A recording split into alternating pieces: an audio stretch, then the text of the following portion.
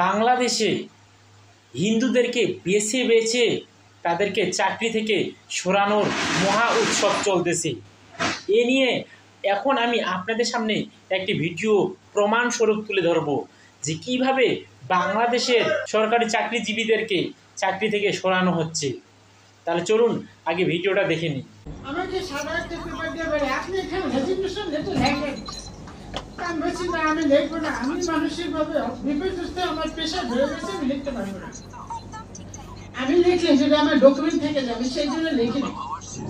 পরে তারা হচ্ছে যেটা নিয়ে আসছে প্রিপারেশন তো নেওয়া পুরা প্ল্যান একদম, ওইটা আমার বের করে দিয়া আমার আঙ্গুলগুলো ধরে এরকম এরকম করে টিপসই দেয়। আমি কি মূর্খ মানুষ? আমার টিপসই কেন?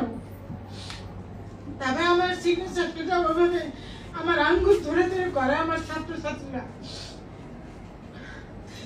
পরে আমি যদি আমি সিগনেচার না করি তাহলে আমাকে ফিজিক্যাল হ্যারাসমেন্ট করবে, কারণ প্রিন্সিপাল তারা নাকি এটা করে আসছে, কিন্তু আমি তো দেখি নাই, কারণ আমি তো আমাদের রুমে তালাবদ্ধ ছিলাম।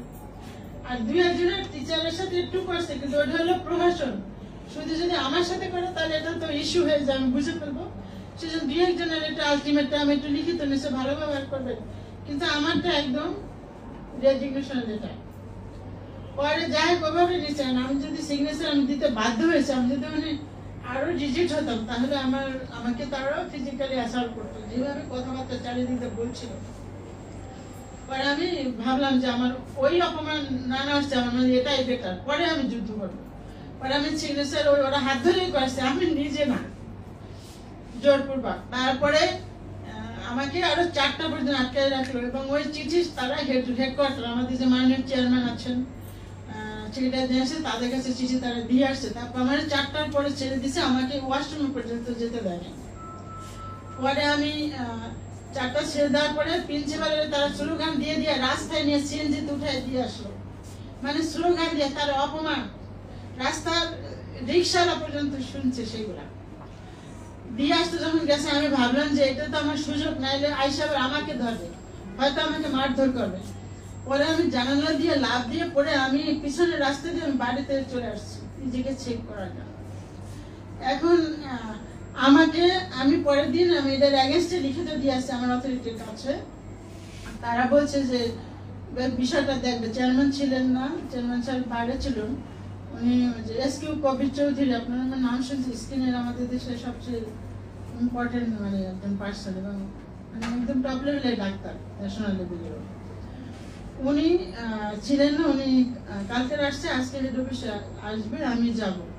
আমি অফিসে গিয়েছি আজকের, একটা তো চাকরির একটা রুলস আছে, সেটা অনুসারে আমি যাই। আমার যে বর্তমানে যে দিছে দায়িত্ব, তিনি হলেন ওই গোষ্ঠী আর কি। ওনাকে এর আগেও 3-4টা আমেরিকার আমলেও প্রমোশন পাইছে, এখন উনি আবার চেয়ার পাইছে। এখন এদের দুইজনের ইন্ধন, এটা আমি স্পষ্ট।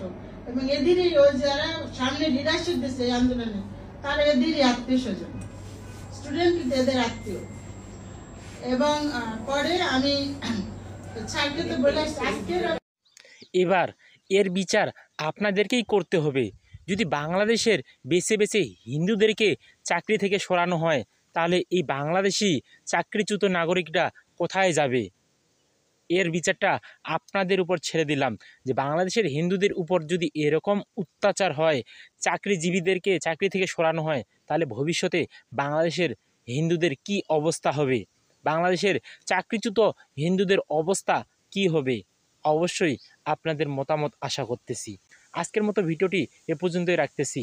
দেখা হবে আগামী কোনো অন্য ভিডিওতে। ধন্যবাদ সবাই।